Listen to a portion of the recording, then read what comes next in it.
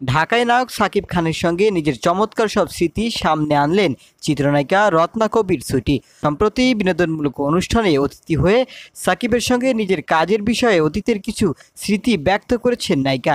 জানিয়েছেন তাকে নায়িকা হিসেবে চেয়েছিলেন সাকিব খান। 2003 সালে মুক্তি পায় হিংসা প্রতিহিংসা নামে একটি বাংলা সিনেমা। এই ছবিতে সাকিবের সঙ্গে জুটি বাঁধেন রত্না। সিনেমার পেছনের গল্প টেনে নায়িকা বলেন, সমসাময়িক নায়িকাদের সঙ্গে যখন তার পরিচয় হয়নি তখন তিনি ভালো কোনো সিনেমায় আমাকে রিকমেন্ড করতেন। হিংসা প্রতিহিংসা সিনেমায় আমি কাজ করেছি, সাকিব আমাকে রিকমেন্ড করেছিল, বলেছিল এখানে রত্নাকে নিন। সাকিব বলেছিল তুমি এটার শিডিউল দিয়ে দাও, আমরা একসঙ্গে কাজ করব। রত্না জানান একটা সময় সাকিব ও তার মধ্যে যোগাযোগ কমতে থাকে।